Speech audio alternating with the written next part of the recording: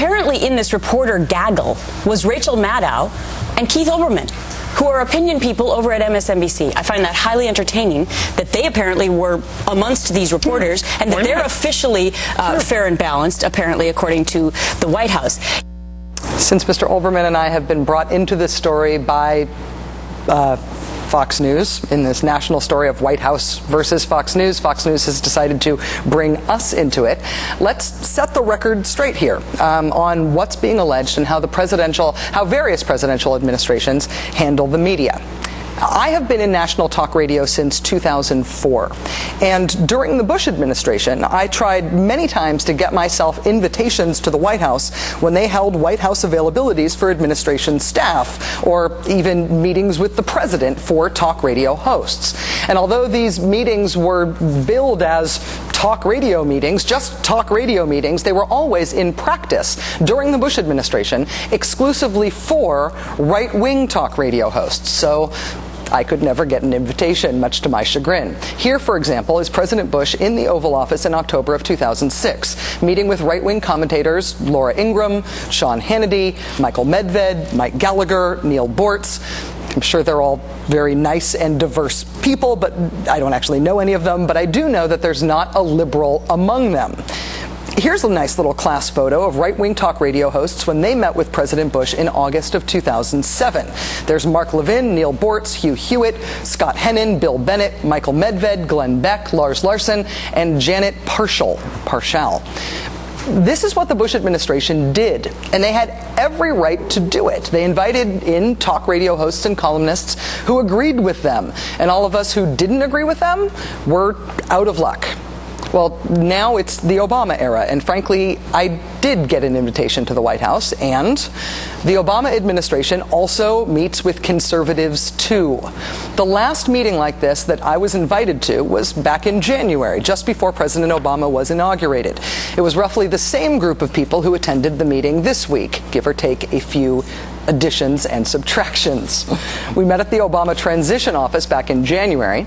You want to know what happened the day after our meeting with the president-elect? He went to a gathering of conservative commentators at George Will's house in Chevy Chase, Maryland. Washington Post wrote it up at the time. They said, quote, during a 3-hour dinner conclave, Obama charmed 8 of the right's most prominent commentators. According to an Obama advisor at the time, Obama enjoys debating his ideological opponents more than his allies and plans further meetings with journalists of varying stripes during his term. Liberals could not get an invitation to meet with President Bush to save our lives. President Obama is now inviting us in. And he's also been talking to people on the right.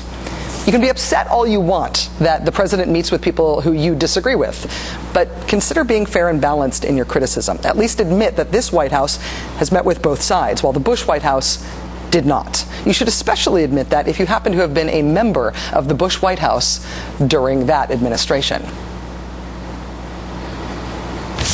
It is demeaning the office of the president by taking the president and moving him from a person who ought to be talking to everybody and communicating through every available channel to saying, if you oppose me, if you question me, if you're too tough on me, by gosh, me and my people are not going to come on. We're going to penalize you. And that just is wrong, fundamentally wrong.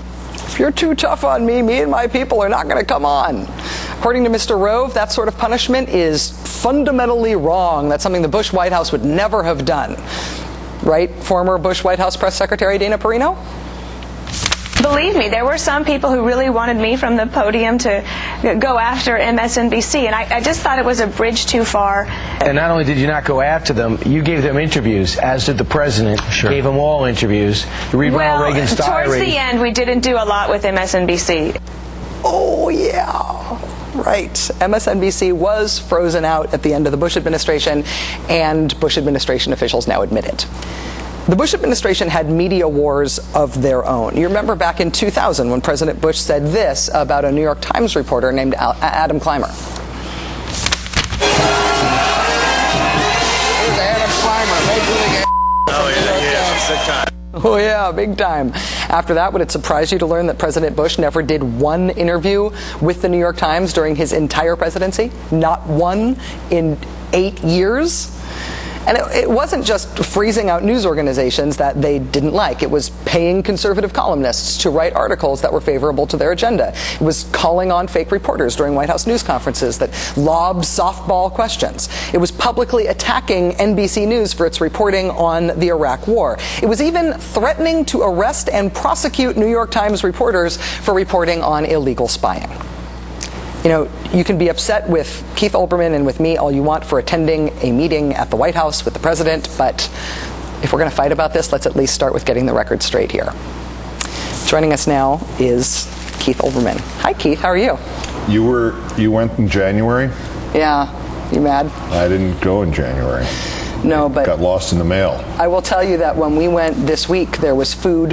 When we went in January, there was just water. Well, they got their act together. They got their act because they knew you were coming this time. I guess that's what it was. First of all, let me just say, and this is a little bit unprofessional of me to do so, but I apologize for having been looking at the script the entire time I was doing that. Our teleprompter is broken. Oh, so how delightful for you. It worked okay for you? Yes. We want to run cartoons the rest of the hour? No, it just means that I might be doing a lot of the show like this. Okay. So, anyway. Well, after all, we are working with scripts provided by the White House. Yes, that's exactly right. Well, okay, Karl Rove is now saying if we did anything like that, people would go nuts. When people talk about post-traumatic stress disorder in politics, do you ever feel like they're walking examples of this, like they have forgotten what they did half the time while in the White House? This is exactly what they did. They had, not only did they have these meetings, but as you pointed out correctly, they were much more doctrinaire and much more politically, there were eligibles and ineligibles, and nobody ever crossed from one to the other. They tried to manipulate the news. They paid Armstrong Williams, as you noted. It's just, it is pot and kettle, and it is stunning. And also, basically, conservatives got in there first this time with this president before he actually took office. Yeah. It's just confounding and stupid and silly, and it just looks like another thing that they want to wring their hands about as loudly and as publicly as possible to scare people for no purpose whatsoever. I think the reason that I'm leading with this is not only did the president address it himself, which I think makes it quite newsworthy, but I do also think that the sort of mainstream take on this fight between the White House and Fox, the mainstream common wisdom is sort of calcifying around the Fox argument that this is unprecedented and that it's somehow unfair and that Fox is being given the short end of the stick in a way that previous administrations have never done anything like this.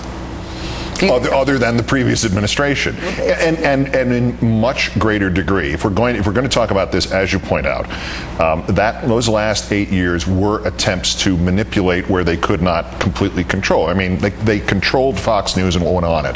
Clearly, I mean, there's no argument about that. And then they went and proceeded to go after us, particularly.